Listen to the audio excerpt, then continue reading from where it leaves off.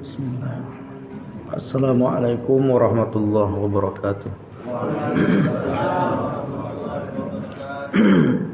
Alhamdulillah wassalatu wassalamu ala Rasulillah. Wala hawla wala quwwata illa billah.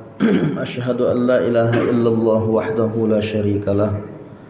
Wa asyhadu anna Muhammadan abduhu wa rasuluhu la nabiyya ba'dah. Bapak Ibu kaum muslimin muslimat yang dimuliakan Allah Subhanahu wa taala, mengawali majelis kita subuh kali ini kita bertahmid alhamdulillahirabbil alamin.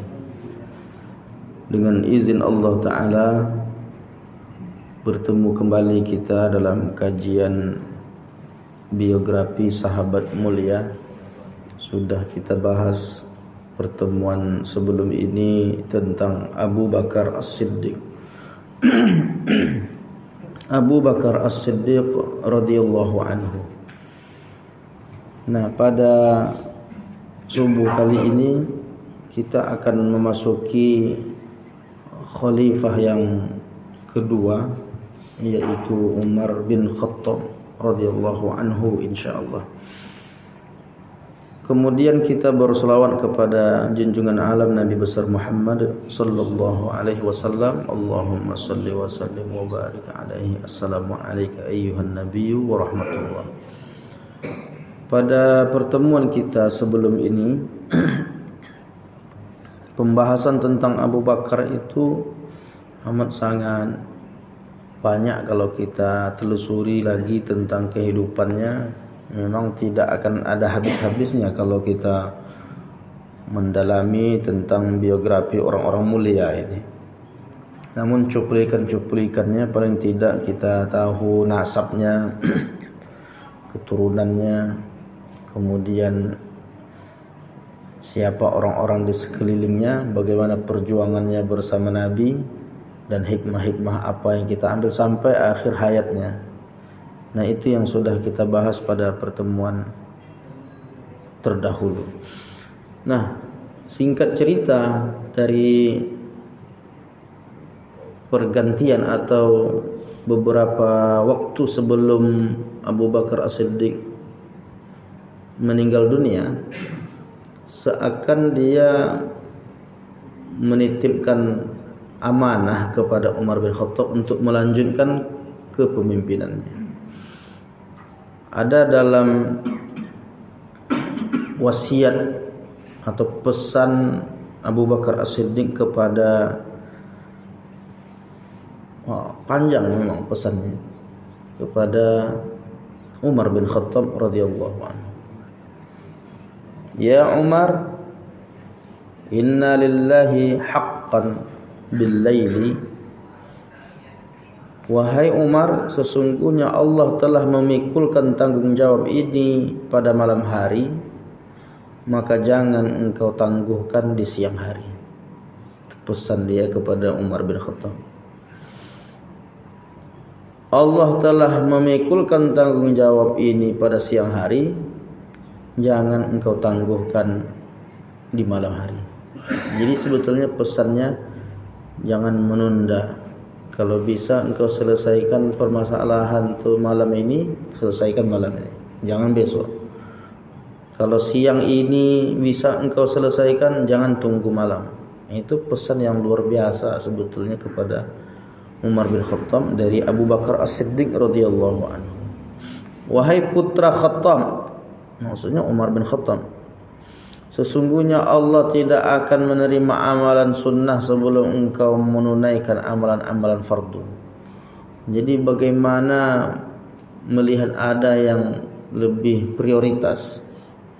Jangan sampai bersungguh-sungguh melakukan amalan sunnah yang wajib tinggal.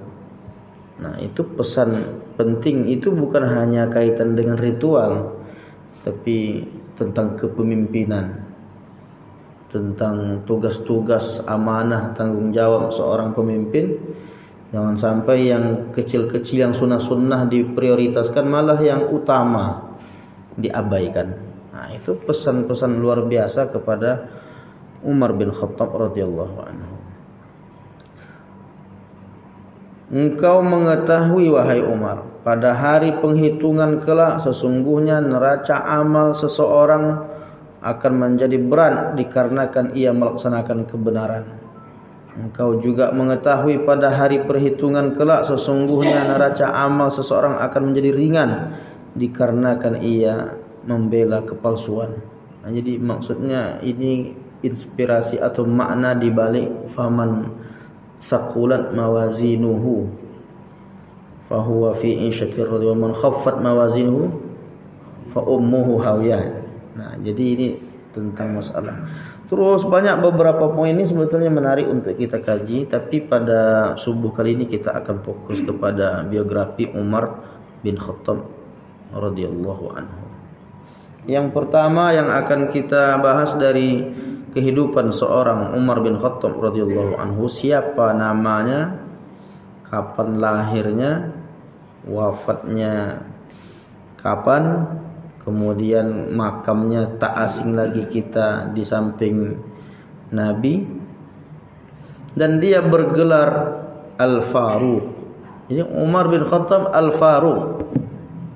Al-Faruq artinya yang memisahkan antara yang hak dan yang batil. Dialah sahabat yang berani menampakkan keislamannya di hadapan orang-orang musyrik jahiliyah. Sebelum Umar masuk Islam, dakwah masih secara sembunyi-sembunyi. Dia tak ada takut. Bukankah kita berada di yang benar ya Rasulullah? Nah, benar, na'am kata Nabi. Kalau begitu mengapa kita sembunyi-sembunyi? Nah, Umar lah yang berani memberikan usulan untuk dakwah terang-terangan. Dan setelah dia masuk Islam, yang dicarinya siapa? Orang yang paling cepat menyampaikan informasi. Dijumpainya orang itu sampaikan ke semua orang bahwa aku telah masuk Islam. Nah, kalau sahabat-sahabat lain masuk Islam jangan sampai tahu. Tapi Umar bin Khattab justru disampaikannya. Mana orang yang paling mudah menyampaikan ke orang lain? Karena ada orang-orang di saat itu yang memang informasi cepat sekali sampai. Nah, maka dijumpainya, lalu yang menerima informasi dari Umar ini terdiam. Kemudian dia pergi ke salah satu tempat, diikuti oleh Umar, sampaikan.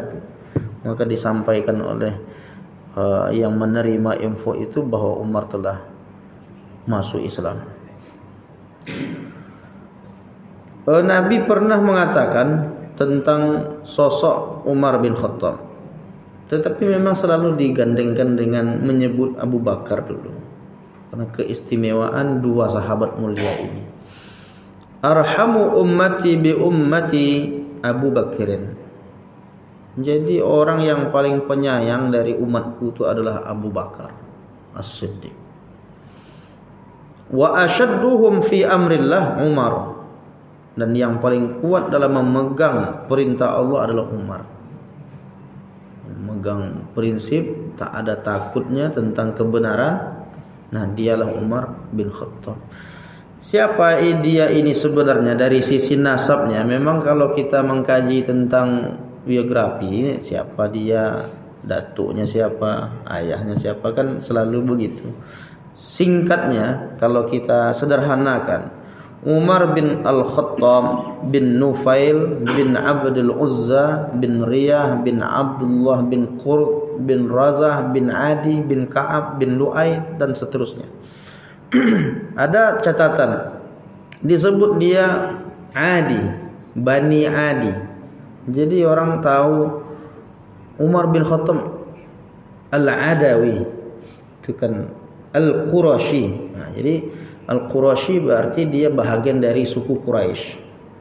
Jadi Bani Adi ini masih rumpun dari suku Quraisy.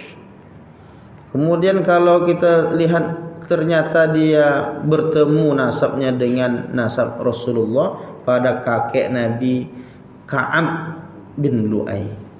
Kalau kita lihat nanti Nabi kan sampai ke beberapa itu ada nanti Ka'ab. Nah, bertemu pada kakek Ka'ab bin Lu'ay. Kemudian Kalau dia Umar bin Khattab berarti ayahnya Khattab. Berarti kakeknya Nufail. Kan jelas. Umar bin Khattab bin Nufail. Nah, kakeknya Nufail ini tokoh Quraisy. Ini tokoh yang sangat disegani. Jadi orang-orang Quraisy saat itu kalau ada permasalahan, kemana mereka mau menyelesaikan masalahnya? Bertahkim. Bertahkim itu minta penyelesaian masalah. Maka kakek Umar bin Khattab ini adalah tokoh masyarakat yang luar biasa. Orang bertahkim, menyelesaikan, menetapkan permasalahan itu kepada kakeknya Umar bin Khattab, yaitu Nufail. Dari sisi keluarganya, ia termasuk keluarga yang menengah lah. Dari sisi pendidikannya, dari sisi kepandaiannya, termasuk orang yang pandai tulis baca. Padahal di masa itu orang-orang jahiliyah itu kebanyakan ya tak bisa tulis baca. Tapi Umar bin Khattab ini sudah bisa tulis baca. Dia termasuk orang yang bisa bersyair, yang tahu tentang membaca, menulis. Dialah Umar bin Khattab radhiyallahu anhu. Sebelum masuk Islamnya dia memang sudah bisa tulis baca. Dia diberi kunyah atau penisbatan Abu Habs. Jadi kalau dalam hadis itu disebut Abu Habsin. Sebahagian menyebut kenapa disebut Habs itu karena anaknya Habsah, istri Nabi. Tapi sebahagian mengatakan pula itu karena Nabi yang memberikan kunyah, panggilan kepadanya itu Abu Habs. Nah, kalau kita melihat sebetulnya dari sisi keluarga, maksudnya istri, kemarin kita bahas di antara istri-istri Abu Bakar. Umar ini dari sejak dia jahiliyah, kemudian dia ada istri, kemudian dia ceraikan, kemudian sampailah semuanya kalau dihitung istri-istrinya itu ada lebih kurang 7. Nah, yang populer di antara yang 7 itu adalah Zainab binti Maz'un. Nah, dari Zainab binti Maz'un inilah lahir Abdullah bin Umar. Yang populer itu yang kita mengenal riwayat hadis itu Abdullah bin Umar. Kemudian ada lagi Abdurrahman Al-Akbar. Kenapa disebut Al-Akbar? Karena itu yang paling besar. Nanti ada lagi anak-anaknya itu Al-Asghar. Abdurrahman yang Al-Asghar itu. Kemudian dari situ juga, nah itulah Hafsah. Di pernikahannya dengan Zainab binti Maz'un lahirlah Hafsah yang akhirnya nanti menjadi istri Nabi. Jadi kakaknya Abdullah bin Umar sebetulnya, kakak Abdullah bin Umar. Bagaimana fisiknya? Biasa kalau dalam biografi, kalau kita mengkaji tentang biografi Nabi pun ada kitab khusus menjelaskan tentang fisik Rasulullah. Misalnya dalam Syama'il Al-Muhammadiyah itu kan bagaimana sosok Nabi. Nah, dalam penjelasan kitab biografi sahabat, nah, termasuk dalam Tabaqat Ibn Sa'ad itu dijelaskan bahwa orangnya perawakan tinggi, kepala bagian depannya botak, maksudnya tak berambut. Kemudian matanya hitam, kulit putih, agak kemerah-merahan, gigi putih bersih mengkilat. Nah, janggutnya agak-agak berwarna, ya biasa diberi inai. Nah, itu Umar bin Khattab. Bayangkanlah semampu kita. Tak pernah kita melihat, tapi begitulah fisiknya yang diriwayatkan dalam kitab-kitab biografi para sahabat itu. Bagaimana sifatnya? Rendah hati, sederhana. Ini di antara orang yang paling sederhana itu ya Umar bin Khattab. Sangat sederhana. Tapi dalam masalah agama dia tak main-main, sangat tegas, sangat benar-benar tegas. Dia tak peduli mau anaknya, pernah anaknya dulu bermasalah, lalu oleh gubernurnya dihukum di rumahnya, dimarahi. Engkau hukum di rumahnya, dia mesti dihukum di depan orang ramai. Wah, itu pernah dia. Nanti tegas. Kalau orang lain engkau perlakukan gitu, anakku tetap engkau perlakukan seperti itu. Banyak kisah-kisah tentang bagaimana tegasnya Umar bin Khattab dalam masalah agama. Jangan mempermainkan masalah agama ini. Begitu Umar bin Khattab. Nah, ya sederhananya sampai kendaraannya ya tidak ada pelananya, kemudian dia jarang tertawa. Ini yang mungkin menunjukkan karakternya itu. Jarang ketawa dan tidak ada canda-canda. Nah, itulah makanya orang mengenal Umar itu tegas. Memang dia serius orangnya, Umar bin Khattab. Nah, di cincinnya menarik itu, cincinnya itu ada tulisan kafa bil mauti wa'iza ya Umar. Cukuplah kematian menjadi nasihat bagimu wahai Umar. Asal tu tengok cincin ingat mati. Ini bagus juga tuh orang-orang yang jarang ingat mati, buatkan di cincin itu. Kafa bil mauti wa'iza ya Umar. Cukuplah kematian menjadi pelajaran bagimu wahai Umar. Gimana lah bentuk cincin yang ada tulisan begitu. Nah, tapi itu mengingatkan. Jadi bagusnya saat musim-musim batu aki itu tertulis itu kemarin tuh. di aki itu kan batu gitu. Cukuplah kematian menjadi pelajaran bagimu. Kafa panjang itu Pak, tapi kecil tulisannya itu Pak. Tapi asal terlihat. Nah, ini kan bahasa Arab itu bisa sederhana tulisan. Walaupun besar bisa ditulis seperti itu. Banyak kisah-kisahnya ini saya sampai seperti ini panjang ceritanya. Ini kisah tentang masuk Islamnya Umar yang kita juga tidak asing itu. Wa kana sababu islamihi anna ukhtahu Fatimah binti Al-Khattab. Jadi sebab Islamnya Umar bin Khattab itu waktu saudarinya Fatimah binti Khattab kanat zauju Sa'id bin Zaid. Dia adalah istri dari Sa'id bin Zaid. Wa qad aslaman hiya wa zaujuha Sa'id, dan dia saudarinya ini sudah duluan masuk Islam. Nah, saudari Umar bin Khattab dan suaminya sudah duluan masuk Islam. Wa kana yakhfiyani islamahuma min Umar. Mereka ini menyembunyikan keislamannya dari Umar bin Khattab. Wa kana Khabbab bin Arad ya'ti ila Sa'id wa zawjihi. Dan panjang cerita ini kalau kita simpulkan, ini cerita yang sudah populer. Sebahagian mendhaifkan riwayat ini, sebahagian menghasankan. Sampailah akhirnya dia bertemu dengan seseorang. Dia mau membunuh Nabi Muhammad. Kenapa dia mau bunuh Nabi Muhammad? Karena Nabi Muhammad ini sudah memecah belah umat. Gitu kisahnya. Mau memecah belah umat, saya akan bunuh dia. Tapi disampaikan kepadanya, bagaimana engkau mau membunuh Muhammad? Engkau sangka itu menyelesaikan masalah, sedangkan saudarimu sudah masuk Islam. Engkau urus keluargamu dulu. Itu yang menyebabkan dia tak jadi berangkat ke rumah Nabi, malah yang dia cari adiknya. Saat itu adiknya sedang baca mushaf, suhuf, lembaran-lembaran yang isinya ayat-ayat Quran, dan di antaranya adalah surah Toha. Nah, itulah yang awalnya Umar masuk Islam.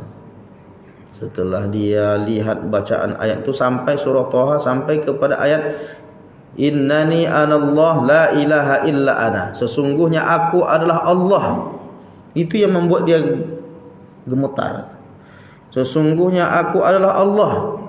La ilaha illa ana. Tidak ada yang disembah melainkan aku. Fa'budni. Sembahlah aku. Wa aqimis salata li dzikri. Dirikan salat untuk mengingatku. Ma hadza. Ini min kalamil bashar. Ini bukan kata-kata manusia. Karena dia pandai tulis baca, dia juga pandai syair. Pas dia lihat tulisan itu, ini bukan kata-kata manusia. Nah itu yang membuat dia akhirnya menyatakan, berupaya dia untuk menjumpai Rasulullah. Orang pun sudah khawatir sampai akhirnya di sana dijumpai dan dia menyatakan keislamannya. Itu singkatnya. Kalau diceritakan dia sampai akhirnya sempat bergulat dengan Nabi kan. Kan dia masuk di rumah Arqam bin Abil Arqam itu sampai orang menduga dia akan membunuh Nabi. Tapi Nabi karena tahu dia Nabi itu kekuatan fisiknya itu sampai berlipat-lipat. Maka ketika ditariknya Umar bergulat, kalah Umar. Padahal Umar ini juara terus di dalam gulat. Tapi oleh Nabi waktu itu sampai ada yang mengatakan kekuatan Nabi itu 12 kali lipat dari kekuatan Umar itu.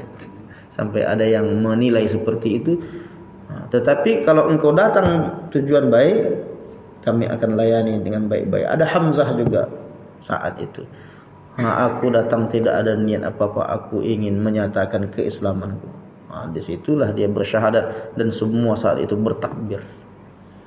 Orang merasa sangat terbantu, artinya Islam semakin kuat dengan kehadiran Umar bin Khattab.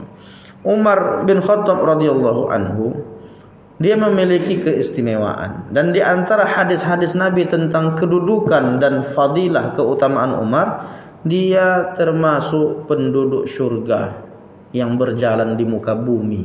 Itu ada hadis dari Abu Hurairah, ketika kami berada di sisi Rasulullah, Rasulullah menyampaikan bahwa dia tidur dan bermimpi. Bagaimana cerita dan kisahnya disebutkan dalam Sahih Bukhari dan Muslim. Apa kata Nabi? Baina ana naimun ra'aituni fil jannah. Sewaktu saya tidur, kata Nabi, saat itu aku bermimpi seolah-olah aku berada di dalam surga. Jadi Nabi itu kalau mimpinya itu betul-betul wahyu. Jadi mimpi seorang Nabi itu memang betul-betul jadi petunjuk, jadi wahyu, memang wahyu dari Allah Ta'ala. Aku bermimpi, kata Nabi, aku berada di surga, kemudian aku melihat ada wanita sedang berwudu. Situ kalimatnya fa idzam ra'atun tatawaddau. Berwudu ini membersihkan diri. Kemudian di sebelah istana itu dia berwudu. Maka aku pun bertanya, milik siapa istana ini? Kata Nabi kepada wanita itu. Kemudian dijawab, milik Umar bin Khattab. Artinya Umar itu dah punya istana di surga. Itu kan berita kabar gembira untuk Umar bin Khattab. Diceritakan ini oleh Nabi kepada sahabat-sahabatnya. Kemudian fadzakartu ghairatahu fawallaitu mudbiran fabaka Umar. Jadi setelah aku dapat berita itu, kata Nabi, teringat bahwa Umar ni orangnya pecemburu. Lalu Nabi pun menjauh, tidak memasuki istana. Nabi dah dekat ke istana, jumpa perempuan, siapa yang punya istana ni? Umar. Khawatir Umar cemburu, akhirnya Nabi pergi. Lalu karena itu diceritakan kepada Umar, Umar pun menangis. Fabaka Umar, maka Umar pun menangis. Wa qala a'alaika agharu ya Rasulullah. Umar pun mengatakan, mana mungkin aku akan cemburu kepada engkau ya Rasulullah, kata Umar bin Khattab kepada Nabi.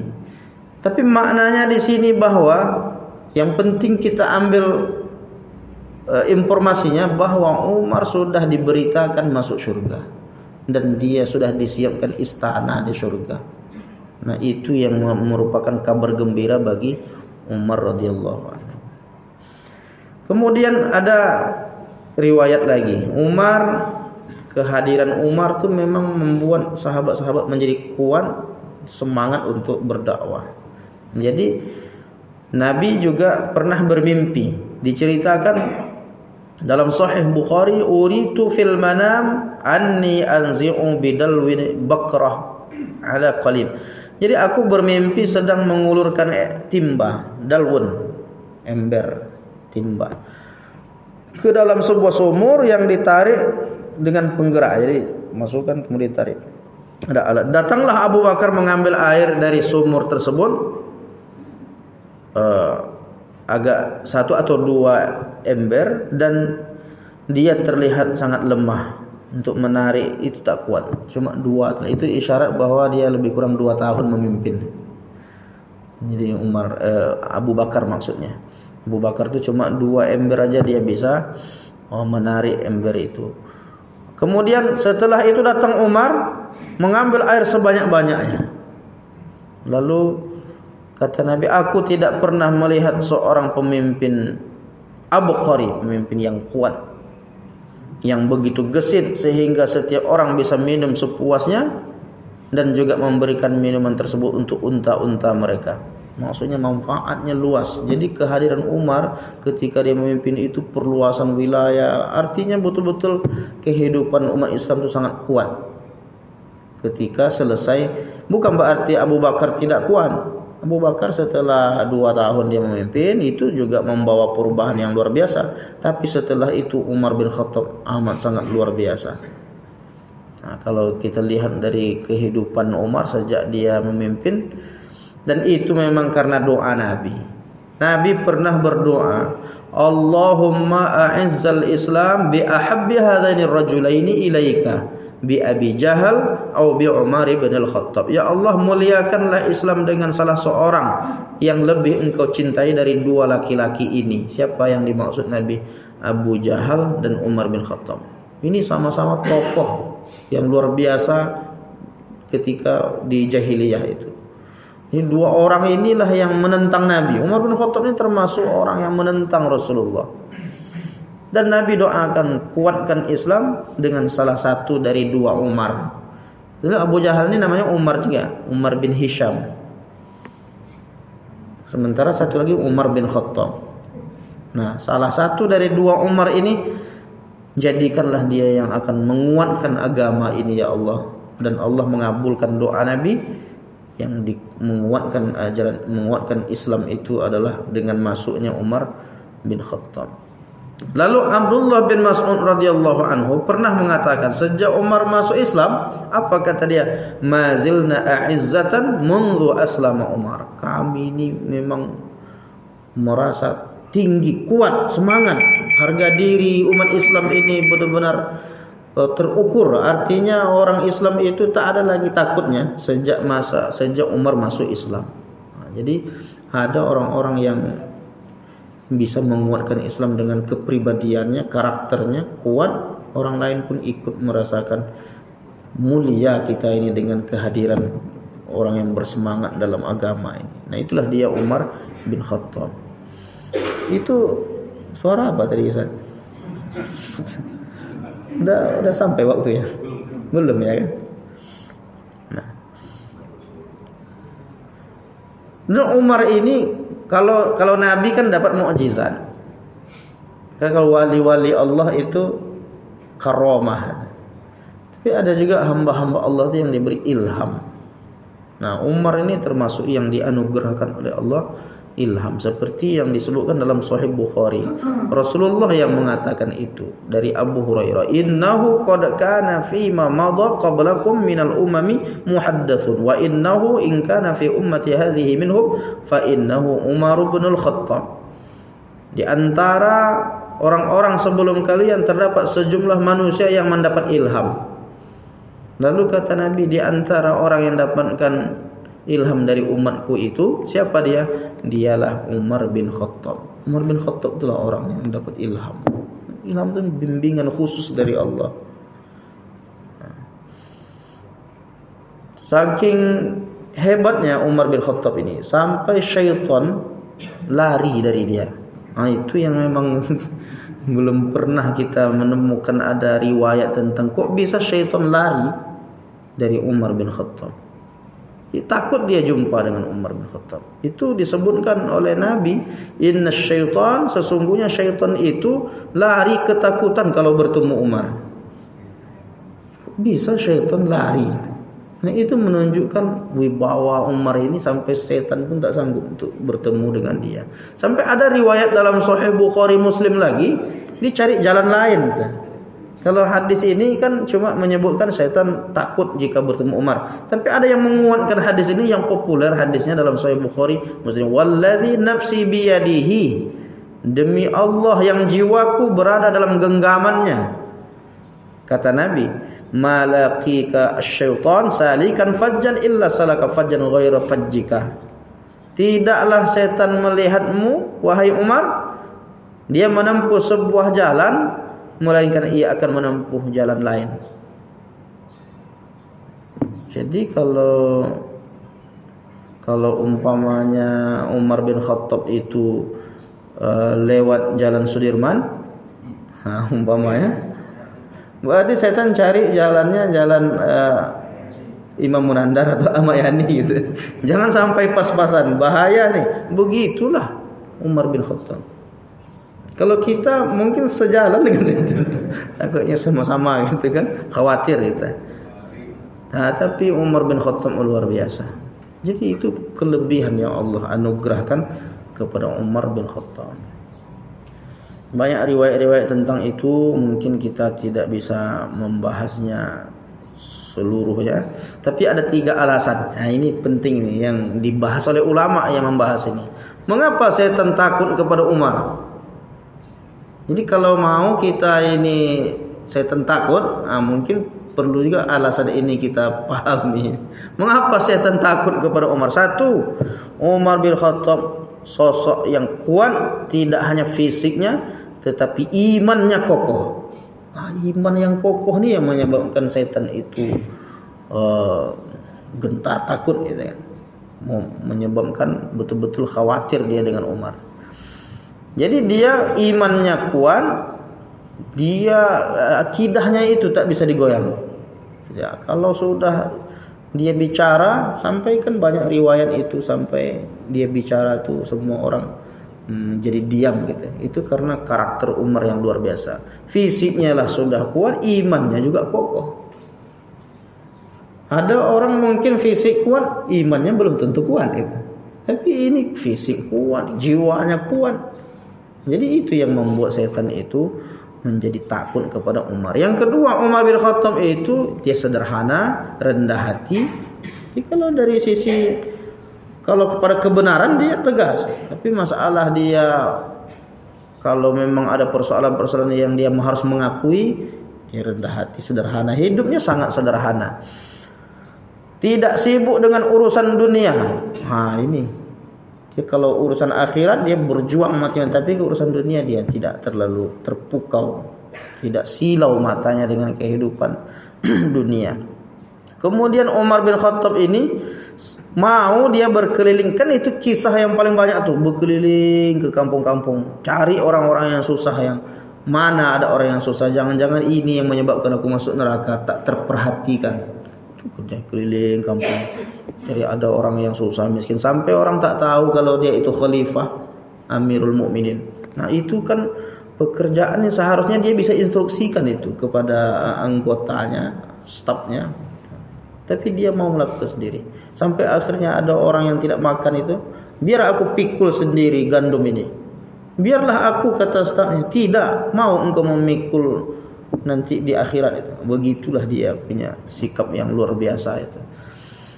Kemudian Umar bin Khattab, sahabat yang sangat dicintai Rasulullah. Kemudian dia kemampuan berfikir, jernih berfikirnya. Jadi Umar ini punya ide-ide, gagasan yang tak dimiliki oleh sahabat lain. Dan dia berani menyampaikan kepada Nabi. Berbeda pendapat dengan Nabi itu berani. Tetapi biasanya memang pendapat Umar ini diridhoi oleh Allah Ta'ala. Itu waktu peperangan Badar itu. Kata Nabi, kita hentikan perang. Jangan ya Rasulullah. Kenapa kita hentikan perang? Sampai turun ayat untuk membenarkan ide Umar bin Khattab. Maka nali nabiyin, tidak pantas Nabi itu menghentikan peperangan. Jadi ide-ide, gagasan, pikiran-pikiran Umar bin Khattab itu bahkan ditetapkan oleh Allah sebagai ketetapan. Banyak kasus, termasuk masalah pakai hijab. Kenapa istri Nabi itu harus tertutup supaya nanti tidak difitnah oleh orang-orang Yahudi. Itu sampai turun surah An-Nur ayat 31 itu membenarkan ide Umar. "Ya Rasulullah, sebaiknya kalau istri-istri Nabi itu begini." Turun ayat untuk membenarkan ucapan Umar. Termasuk dakwah terang-terangan itu kan juga ide Umar. "Gimana ya Rasulullah, kita nih benar kok, kita sembunyi-sembunyi. Apa tak sebaiknya kita terang-terangan aja?" "Baiklah Umar," katanya. Jadi pendapat-pendapat Umar bin Khattab itu direstui dan dibenarkan oleh Nabi, bahkan Allah Ta'ala yang membenarkan. Ada beberapa nih isyarat turun ayat hijab kepada istri Nabi itu karena ide Umar. Turun ayat. Kemudian Umar juga menegur istri Nabi itu yang dibenarkan oleh Allah dalam surah At-Tahrim. Kemudian pada perang Badar, kemudian tentang Umar waktu salat jenazah Abdullah bin Ubay bin Salul yang munafik itu. Nah, itu sampai ada memang pembenaran dari Allah Ta'ala dan pikiran-pikirannya dibenarkan oleh Allah Ta'ala. Itulah Umar bin Khattab radhiyallahu, firasatnya kuat. Itu yang disebut Nabi, ittaqu firasatal mu'min. Hati-hati engkau dengan firasat orang beriman. Nah, firasat yang kuat itu firasat Umar bin Khattab radhiyallahu anhu. Jadi orang-orang seperti itu ada. Memang kalau cerita tentang syaitan takut itu memang benar. Dan ada orang-orang seperti wali-wali Allah. Seperti ulama-ulama mazhab itu juga, seperti misalnya Imam Ahmad itu kan. Kita kisahkan. Ada orang kerasukan jin itu. Lalu gimana caranya ini? Nah, bawakan sendalku. Kan orangnya enggak datang tuh. Bawakan sendalku, perlihatkan kepada orang yang kerasukan. Ketika ditengokkan kepada yang kerasukan tadi, keluar jin itu. Karena melihat sendal Imam Ahmad. Sendal aja orangnya belum datang. Setelah Imam Ahmad meninggal dunia, dicari sendalnya, ada orang kerasukan. Mana sendal Imam Ahmad? Pas dibawa sendal itu, jin itu tak keluar. Ketawa jin itu. Ternyata sendalnya orangnya udah meninggal. Saya tak takut sama sendalnya, saya takut sama orangnya udah meninggal. Jadi ada orang-orang yang seperti itu memang. Ini Umar bin Khattab, sahabat Nabi yang mulia, sampai syaitan seperti itu khawatirnya kepada Umar. Umar bin Khattab itu mewarisi ilmu Rasulullah sallallahu alaihi wasallam. Nabi pernah bersabda dalam Sahih Bukhari, "Baina ana naimun syaribtu ya'ni al-laban hatta anzuru ila ar-ri yajri fi zufri aw fi azfari." Ketika aku tidur, aku bermimpi minum susu sehingga rasa segarnya itu terasa mengalir sampai ke kuku, kata Nabi. Kemudian aku berikan kepada Umar. Sahabat bertanya, "Apa maksud mimpi engkau ni ya Rasulullah? Kenapa engkau berikan ke Umar dalam mimpi itu?" Maksudnya Nabi mewariskan ilmu, Umar mewarisi ilmu Rasulullah. Ilmu, kata Nabi. Itu maka kalau bercerita tentang apa yang dilakukan Umar, itu sudah merupakan kelanjutan dari ilmu Rasulullah sallallahu alaihi wasallam. Walaupun memang di beberapa riwayat Umar bin Khattab ini dituduh oleh orang-orang yang tak suka kepada Umar. Dia suka memperbaharui agama katanya, padahal enggak. Umar bin Khattab memang berani untuk menetapkan hal yang tidak dibuat Nabi, tetapi itu sejalan dengan syariat.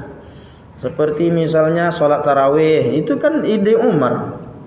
Belum ada lagi sholat tarawih sebelum Umar menetapkan sholat tarawih sampai 30 malam itu. Umar bin Khattab lah yang menunjuk Ubay bin Ka'ab untuk menjadi imam, dan orang-orang di belakang itu mengikut sholatnya Ubay bin Ka'ab itu. Alangkah baiknya kalian sholat diimami satu orang, kata Umar bin Khattab. Padahal sebelum itu orang sholat malam di Ramadan itu masing-masing, sendiri. Ada 2 orang berjamaah, 2 orang, 3 orang, berkelompok-kelompok di masjid itu. Kata Umar, alangkah baiknya jika diimami oleh 1 orang. Setelah diimami Ubay bin Ka'ab, malam esoknya lagi orang mengikuti apa yang diinstruksikan oleh Umar. Lalu Umar bin Khattab mengatakan, "Ni'mal bid'atu hadhihi." Inilah bid'ah yang paling baik. Jadi yang diakui bid'ah itu salat tarawih 30 malam itu bid'ah. Tetapi Umar mengatakan inilah bid'ah yang baik. Bid'ah sesuatu yang tidak dicontohkan, tidak pernah dibuat. Nabi tak pernah melaksanakan 30 malam bersama sahabat, itu tak pernah. Dan Umar mengakui inilah bid'ah yang baik. Dan ini sejalan dengan syariat, tidak bertentangan dengan syariat. Ada lagi banyak kisah-kisah tentang dia berkreasi, tetapi itu tidak sampai terlarang dalam agama. Innallaha ja'alal haqqa 'ala lisani Umar. Itu ungkapan sesungguhnya Allah menjadikan kebenaran itu melalui lisan Umar. Ada riwayat satu lagi dalam Sahih Bukhari juga, baina ana na'im ra'aitun nas, ketika aku tidur, biasa Nabi mimpi tentang Umar, tetapi itu memang wahyu dari Allah Ta'ala. Ketika saya tidur, saya mimpi para sahabat diperlihatkan kepada saya, mereka memakai gamis. Ada yang gamisnya sampai ke dada dan ada yang kurang. Diperlihatkan juga kepada saya Umar bin Khattab. Ia memakai gamis panjang yang ia seret menutupi sampai ke bawah. Sahabat bertanya, apa penafsiran mimpi itu ya Rasulullah? Kata Nabi, agamanya. Agama yang pemahaman agama Umar itu dalam, baik. Nah, itu yang disebutkan oleh Nabi dalam riwayat ini. Dan disebutkan oleh para ulama ad-din, kan hadis itu. Apa maksudnya ini bahwa dia melebar sampai pakaian itu dalam? Itulah kedalaman ilmu agamanya Umar bin Khattab. Itu yang disebut juga tadi menguatkan dari ilmu. Apa maksudnya ilmu Umar bin Khattab? Nah, satu yang perlu kita dapat ambil pada subuh ini, istilah Amirul Mukminin itu istilah pertama yang disematkan kepada Umar bin Khattab. Sebelum Umar bin Khattab enggak ada istilah Amirul Mukminin. Yang ada khalifah. Ini riwayatnya kalau kita bisa lihat dalam tarikh khulafa itu. Wa akhraja Ibnu Asakir an Muawiyah. Ibnu Asakir meriwayatkan dari Muawiyah bin Qurrah bahwa dulu Abu Bakar ditulis sebagai khalifah. Siapa Abu Bakar? Khalifah Rasulullah. Ketika Umar menggantikan, setelah Umar menjadi khalifahnya, maka disebutlah Umar itu sebagai khalifati Rasulillah. Khalifahnya Rasulullah. Jadi Abu Bakar kan khalifah Rasulullah. Setelah Abu Bakar meninggal dunia, lalu Umar menjadi khalifah. Nah, siapa Umar ini? Khalifahnya Rasulullah. Khalifah itu artinya pengganti. Lalu khalifah Rasulullah, pengganti Rasulullah Abu Bakar. Nah, sekarang Umar menggantikan Abu Bakar, pengganti Rasulullah, khalifahnya Rasulullah. Karena sulit menyebutkan begitu, lalu kata Umar, ini panjang betul ini istilahnya, susah ini, kata Umar bin Khattab. Lalu disebutkan walakinna, tetapi kami menjadikan engkau amir, pemimpin kami wahai Umar. Lalu Umar mengatakan, ya, kalian ada orang-orang beriman dan aku ini amirnya. Kalau begitu menjadi istilah Amirul Mukminin. Cuma biasanya yang dalam salat tarawih itu semua Amirul Mukminin. Al-Khalifatul Awal Abu Bakar Amirul Mukminin. Sudah tak tepat kan? Kalau pas nanti Umar ya Al-Khalifatul Awal Abu Bakar As-Siddiq radhiyallahu an. Itu pas. Tapi nanti pas Umar baru lagi tuh Al-Khalifatul Tsani gitu. Amirul Mukminin Abu Hafs Umar ibn Al-Khattab radhiyallahu an. Cuma karena itu sebuah istilah aja, Amir Mukminin lah katanya. Tak apa-apalah. Tapi kan maksud istilah Amir Mukminin itu belum ada di masa Abu Bakar. Istilah Amir Mukminin itu sejak masa Umar bin Khattab. Bagaimana wafatnya? Jadi kita dah sampai ke penghujung, langsung wafatnya aja. Kalau kehidupan yang panjang itu tak akan terceritakan kita itu saking banyaknya. Siapa yang membunuh Umar bin Khattab? Abu Lu'lu'ah Fairuz Al-Fairuzi disebutkan. Ketika itu Umar memimpin sholat subuh. Jadi Fairuz ini dia orang Persia, masuk Islam setelah Persia ditaklukkan oleh Umar. Cuma dia munafik. Jadi pura-pura dia masuk Islam ya. Tapi sebetulnya dia menaruh kebencian mengapa Persia itu ditaklukkan oleh Umar. Jadi dendam Fairuz ini kepada Umar, sakit hati dia karena orang-orang Persia ini kalah, sehingga ketika Umar memimpin salat subuh, dia salat di belakang, bawa semacam ada sebilah pedang kecil yang ada 2 jalur depan. Disitulah dia tikam.